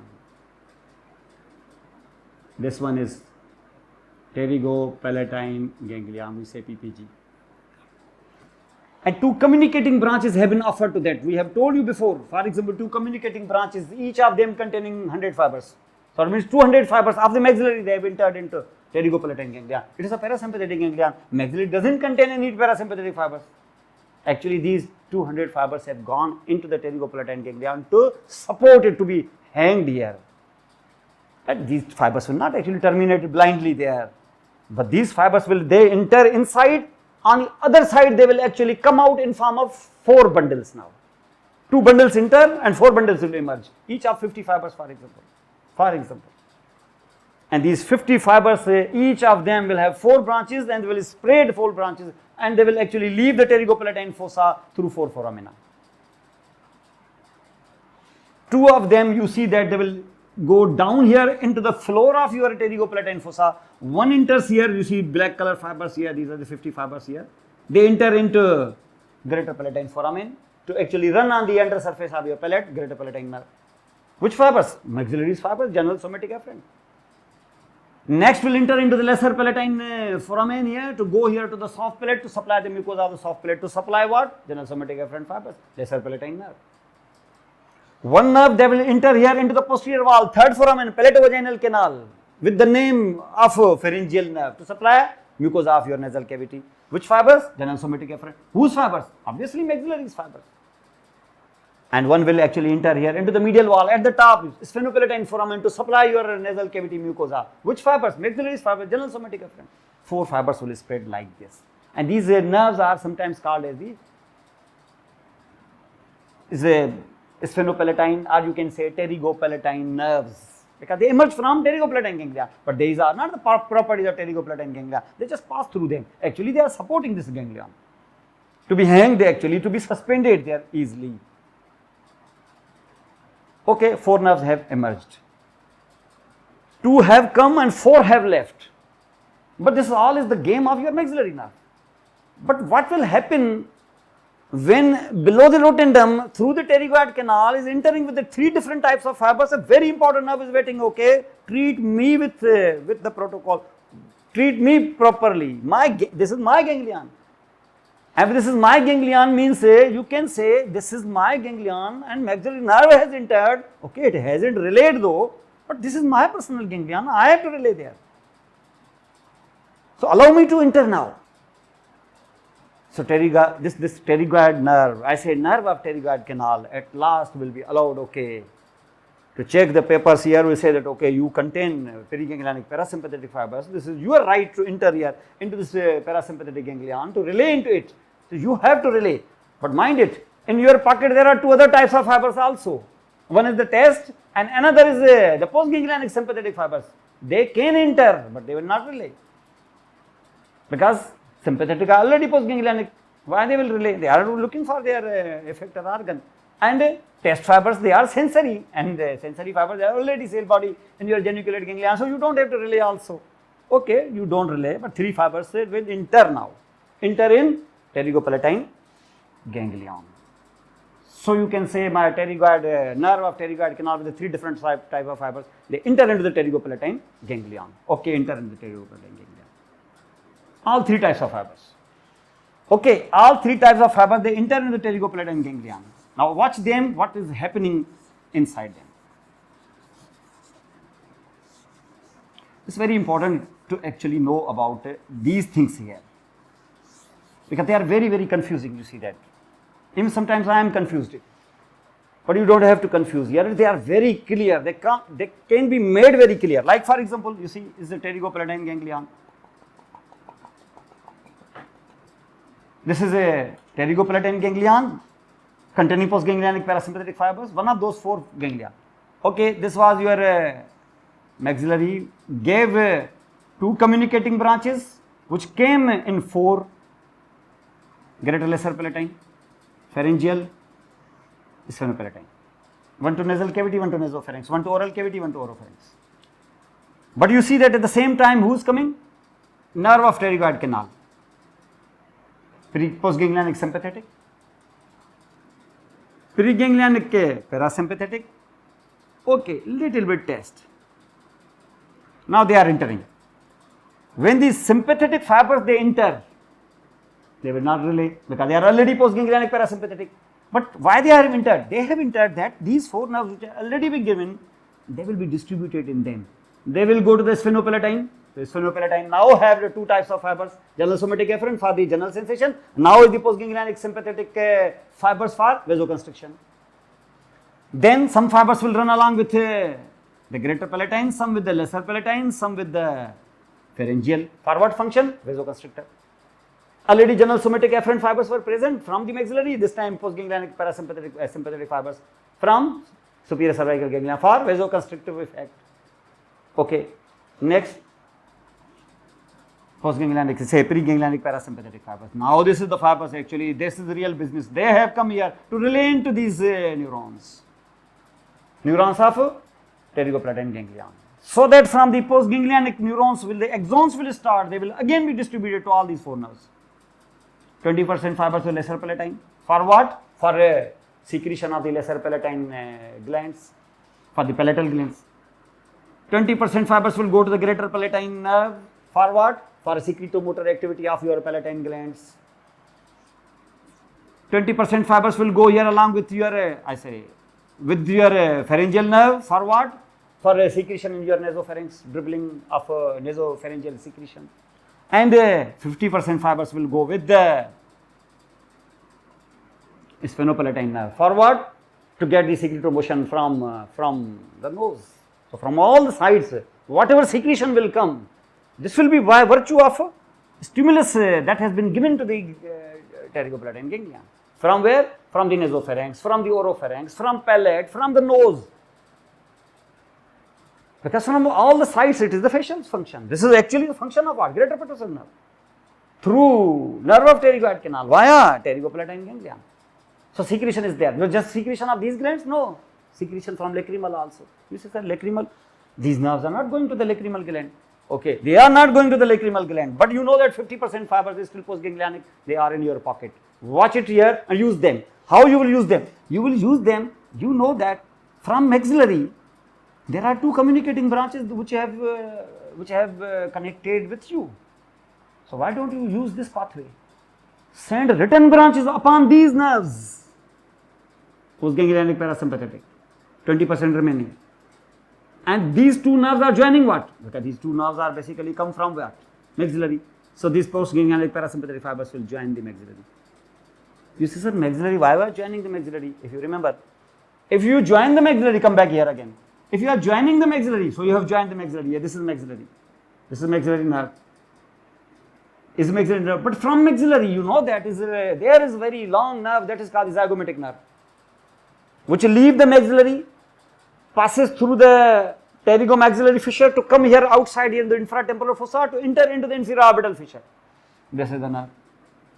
Now upon this nerve, if you have now joined the maxillary, if maxillary is giving the zygomatic, you join the zygomatic. Okay, I have joined the zygomatic, then it is lying in the orbit, but you know that in the orbit, on the lateral side, where the wall is being formed by the zygomatic bone, you have got here 2 branches of the zygomatic inside the orbit, and they will appear here onto the face through 2 phenomena, zygomaticofacial, zygomaticotemporal. So parasympathetic fibers will follow the zygomaticotemporal. Okay, they follow here, and this zygomaticotemporal passes here to the close here to the lateral canthus of your eye. It will go containing zygomaticotemporal is the maxillary branch, is containing general somatic efferent fibers for your face and to the scalp. Okay, why I am actually putting a parasympathetic fibers on this?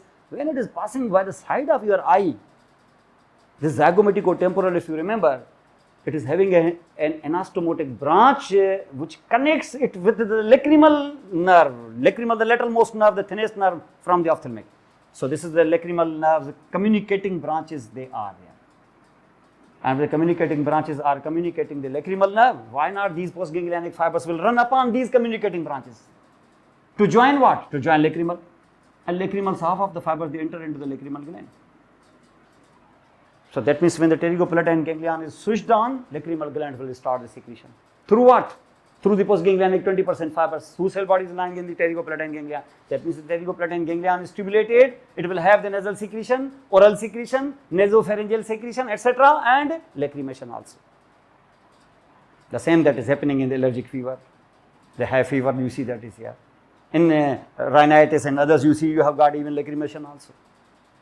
This is why, because this is the irritation of the pterygopalatine ganglion here, which is being actually having its preganglionic supply coming obviously from the greater petrosal nerve.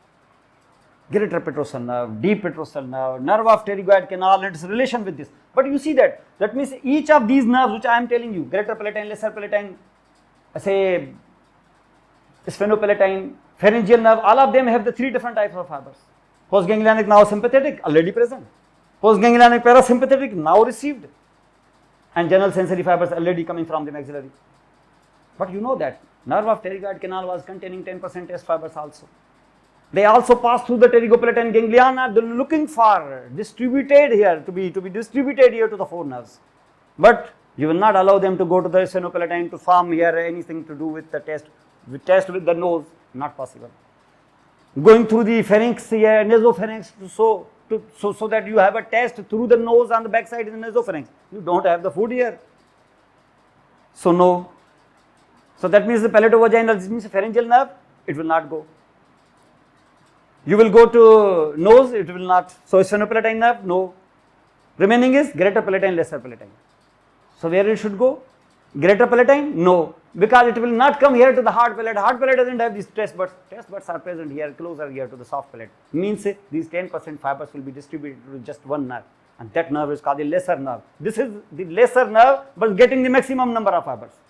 Means all taste fibers also. Means this lesser petrosal, I say, lesser palatine nerve will have not just 3 types of fibers, which other 3 sisters are also having, 4th type of fibers also. These are the 10% fibers of the facial, which has come along with your greater petrosal, then along with your nerve of pterygoid canal, passing through the greater, I say, pterygopalatine ganglion to be distributed and looking for 4 nerves, but will be distributed to the one only, lesser palatine. So lesser palatine is the only nerve which is containing 4 types of fibers.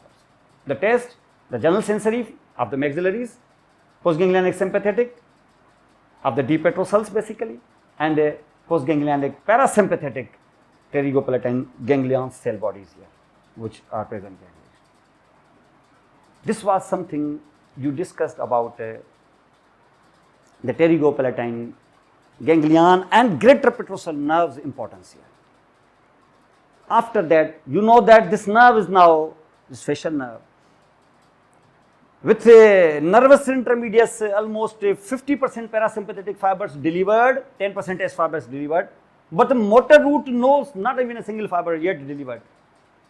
With this whole configuration, it is creeping around, just like a snake like creeping around the middle ears outside here till it reaches under the back surface, I say backside of your posterior wall. And you are supported from behind by the mastoid process. You are in a canal, a very narrow canal. You call them the facial canal. Now this nerve is running there with its nervus intermedius fibers. I am giving you just a impression that nervus intermedius is no longer named nervus intermedius here, it is a facial. But the fibers belong basically originally to nervus intermedius. 50% parasympathetic, periganglionic, and 90% S fibers, and motor root totally 100% is intact. Now in this, now it is running. Now motor root will say, okay, now this is my turn. Nervus intermedius has given a very large queen-like branch, greater petrosal, which joined with the deep petrosal to form Vidian nerve, and it's been distributed very nicely. A good match has been played here, but now this is my turn. I will give now the branch. So it will actually contribute 10%. Fibers now will leave now the motor root part of your facial nerve, but you say it is a facial nerve. And you say nervus intermedius component will never join it. It will now see that what match now he is now playing. So he will like, motor root will give you here a branch. See now the branch. Motor root here, because you are now seeing in front is the posterior wall of your medullary cavity, and now you will penetrate through the medullary cavity, you will enter into the medullary cavity, and inside there is lying here a muscle. For this purpose you need very thorough knowledge about the middle ear. Middle ear is very important. So in the middle ear you are actually entering here, because there is lying here a muscle, skeletal muscle, but this muscle is the pharyngeal arch muscle, developing from the pharyngeal arch mesenchyme, special visceral efferent, branchiomotor. Very small muscle here, that is called the stapedius muscle. That is attached here to the stapes bone. So that when it contracts here, it pulls the stapes bone away from the middle ear. I say away from the inner ear, at the oval window it is striking. So oscillation of your stapes bone will be dampened, it will be reduced, so that the sound waves cannot be going into the inner ear properly. So that means you will actually be rejecting the noisy vibrations here. So when there is a noise, this is contracted reflexly, so that the stapes should be actually moved away from the oval window, so that it should not pump here, it should not actually knock at the door. So the sound waves will not be transmitted, less will be transmitted, so that the noises and other say hazardous vibrations in fact will be rejected here. This is a protective mechanism and this nerve will be called as the nerve to stapedius, the second branch overall motor roots first branch, and this will enter here into, we will see later on in your middle ear, this will enters here into the pyramid, which is a pyramid from where your stapedius takes origin, and here this is called nerve to stapedius, first branch here. So if for example the facial nerve is compressed within the facial canal, this nerve will be paralyzed. If this nerve is paralyzed, that means what will happen? If this nerve is paralyzed, means oscillation of the stapes will be more proper, more efficient, sound waves will be transmitted more, and noises and other small, even minute vibrations you will be perceiving that also, means you will be more disturbed. Means your acuity of or sharpness of hearing will be increased. That is called the hyperacusis. That happens in the facial palsy. Hyperacusis means acuity of hearing is hyper now. Means sharpness of hearing is more, even the pin drop, this even voice you can even hear. But this is really disturbing. So you need what? You need a protection here. So that should work. But if it's not working, even the visual acuity, say hearing acuity or hyperacusis will take place here. So this is called the hyperacusis. And this happens in the facial paralysis here. This is the first number branch I told you that, coming from the motor root. Okay. After that, this is the turn of again now the nervous intermedius part, though it is the facial. Nervous intermedius part which is containing a 50% parasympathetic periganglionic and 90% test. All of these fibers now they will form here another nerve. With all these fibers, remaining fibers, means nervous intermedius is just two branches, greater petrosal and next which we are discussing. This nerve will now penetrate again through the posterior wall, making a hole through the posterior wall. When it is passing through the middle ear cavity itself, being a content of this, touching its lateral wall, means tympanic membrane. And to the inner surface of the tympanic membrane, there is a bone whose name is the malleus. Crossing the neck of the malleus, because it has entered from the posterior wall of your middle ear, so it will enter into the anterior wall of the middle ear, will leave the anterior wall of the middle ear. This nerve, because it is touching now the tympanic membrane from inside like a cord here, why don't you call it cauda tympani nerve? Cauda tympani is the second and last, you say second and last branch, means it has the two branches only nervous intermedius through facial, means obviously facial but from nervous intermedius. 50% parasympathetic periganglionic and 90% test.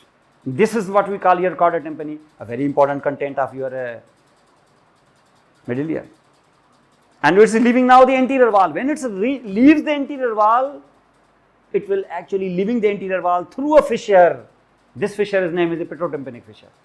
And you know already, petrotympanic fissure is actually in the roof of infratemporal fossa. So you actually enter into the infratemporal fossa. You watch this green color which I am actually showing you is your cauda tympani. You see this. Where it has entered, you see it has entered into your pterygopalatine fossa, sorry, infratemporal fossa. And when it is entered into the infratemporal fossa, it has the preganglionic parasympathetic and 10%, say 90% test fiber. Test fibers have the cell body in the geniculate ganglion. A preganglionic parasympathetic fibers have the cell body in the superior salivary nucleus. Now this nerve, because it is the parasympathetic and parasympathetic, you know that they are looking for the nerves upon which they should lie. Because you are in the infratemporal fossa, from the foramen ovale is coming now the mandibular nerve, which has the anterior posterior division. Posterior division is giving you a very big nerve, that name is the lingual nerve. So why don't you join the lingual nerve? Immediately cauda tympani will join the lingual nerve at an acute angle, you can say, like V. And now your lingual nerve contains 50% parasympathetic fibers of your facial. It contains now 90% test fibers and its own personal general somatic efferent fibers also. This is now the lingual nerve along with the cauda tympani fibers now running here in your submandibular region.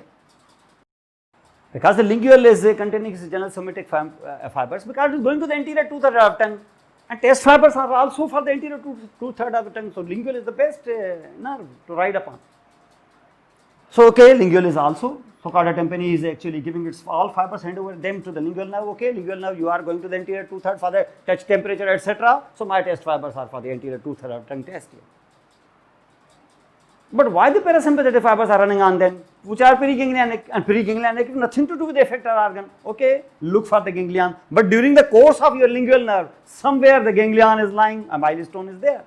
That's why my periganglionic parasympathetic fibers, best nerve is the lingual. And lingual nerve end is actually passing here in the submandibular region.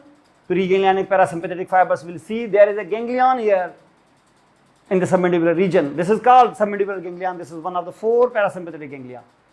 So my parasympathetic periganglionic fibers will run here and will go into this ganglion. You say SM, you say submandibular ganglion SMG. So they will relay into them. With the relay into them, so the postganglionic fibers will emerge from them. Almost 70% of postganglionic fibers will stay there to supply this gland. Which gland? Submandibular gland. But what about sublingual? The remaining 40% 30% fibers will again rejoin this lingual nerve, so that they actually come here, because lingual is going to the tongue, so they will jump here under the chin here, because under the chin here is lying your sublingual gland, so they will supply the sublingual gland. Some fibers will even join with the lingual to supply even some lingual glands also. Through which ganglion? Submandibular ganglion. Means through submandibular ganglion, facial nerve has indirectly supplied submandibular sublingual gland, but not the parotid. Through pterygopalatine ganglion, the facial has supplied here your lacrimal glands, your nasal gland, pharyngeal gland, palatal gland, everything. Means every gland in your head is actually being supplied here through superior salivatory nucleus of the facial. Partly through cauda tympani, partly through greater petrosal. Because the nervous intermediate part of your facial is containing only 2 nerves. And these 2 nerves are very, very important. One has the combination with your mandibular division, that is the lingual. One has the combination with the maxillary. One has the relation here with the pterygopalatine ganglion, and another relation with your submandibular ganglion. So you are all autonomic fibers distributed, you are all taste fibers distributed, and 10% of your motor roots fibers distributed. 90% are still waiting. With these 90% fibers now, it will now come out of this facial canal. Out of this facial canal, this is mastoid, here is styloid. In between there is a foramen, stylomastoid foramen. And it will come out of the stylomastoid foramen. And when it comes out of the stylomastoid foramen, then you will see coming out of the stylomastoid foramen here with 90% of its fibers. 20% will be sent back here behind the auricle, you call it posterior auricular nerve. To supply what? Obviously musculature. Which muscle? On the back, which facial muscle is lying there? You see the one of the part of the facial muscle, his name is occipital bellies of the fronto-occipitalis muscle. So 20% fibers down there. And 20% fibers will come here under the neck here. You see the neck, which facial muscle is lying in the neck? I don't say that all facial muscles will supply. 4 muscles I have told you that. One is stapedius, one occipitalis bellies, and 2 muscles are here. Again 1.5. You say why 1.5? Because one is the stylohyoid, another is the posterior belly of digastric. Posterior belly is half, because anterior belly is another half. And both of them they are suprahyoid. So 2 suprahyoid muscles in front and 2 back here. Back is one is stapedius inside and one outside is the occipitalis. So these 4 small muscles, then all muscles of the face, yes. All of them are the second pharyngeal arch muscles. So stylohyoid, second pharyngeal arch. Posterior belly of digastric, second pharyngeal arch. Occipital, second. Stapedius, second pharyngeal arch. Why? Because they are supplied by facial nerve. So your 40% more fibers here reduced, 20% going here posterior auricular, 20% coming here muscular. Out of this 10 to the digastrix posterior belly and 10% here to stylohyoid. Remaining now 50% are remaining, and these 50% will enter here into your parotid gland, into the substance of parotid gland. So that on the other side, from its superior border, from its anterior, from its lower border, 5 branches will emerge now, 10% in each of them. Frontal, zygomatic, how do you say here? Frontal here, zygomatic, buccal, marginal mandibular, and then cervical. You say cervical, which one? You say platysma muscle is there. Buccal to what? Buccinator. Zygomatic to what? Zygomatic you see here. Like orbicularis oculi is lower portion here. Frontal ear to frontal belly is orbicularis oculi, procerus, etc. All the muscles are masticated except levator palpebris superior, that is supplied here by oculomotor. So your motor route has been distributed here. So if you will actually see, if you have got a facial nerve here blocked, this is got a Bell's palsy due to the neuritis, inflammation here. Pressure on the nerve, why? Because the bone cannot expand. So all the pressure on the nerve. So what will be actually will be vested here? Nerve to stapedius gone, hyperacusis. Chorda tympani gone, anterior two-third test gone. Your submandibular and the sublingual glands, they are dry also. But your lacrimal glands and all other glands, etc., a little bit of the test on the back is still intact. Reason? Greater petrosal nerve is intact. But if there is a petrosal bone problem, greater petrosal inside here the problem, before that, then you will see that you have got the nasal, everything, it will all will be dry. And your all muscles will be dry also, your all muscles will be paralyzed also. More distally the problem is there, more I say less problems will be there. Even in the parotid gland, you will see that if, for example, parotid gland, the nerve can be trapped here, especially in the malignancies of the parotid gland. And your nerve will be here compressed here, so all your muscles will be compressed, not occipitalis, because occipitalis has already been supplied by posterior auricular, not a styloid and say posterior biliary digestive, but all the muscles here, but not the levator palpebris superioris. You can lift your eyelid here, but you cannot actually shut your eyes. Blinking will not be there, but eyes remains open. Nasolabial fold gone. Wrinkles on that forehead, when you are actually looking up, they will not be formed. Saliva keeps on dribbling on your side here. Why? Because buccinator is paralyzed. Mastication is not proper because buccinator is making here a kind of a paralyzed pouch here. So food actually tries to trap here. You can't blink here, so the tears are in fact dribbling here from the side of your eyes because you are not blinking, because secretion is coming from the lateral side, conjunctiva. Because lacrimal gland is lying here, and blinking actually causes the lacrimation to spread over your eyeball. So it will not happen, so all the time it will be draining from this side here. Tone of the buccinator is not there, so here nasolabial fold praised. So all these things will happen in facial nerve palsy. When the facial nerve is compressed within the parotid gland, or you say more proximally within your facial canal. When the facial canal it is compressed here, you call it the Bell's palsy. This was the distribution of the facial nerve and some of its clinicals which you have discussed here. This was your class today.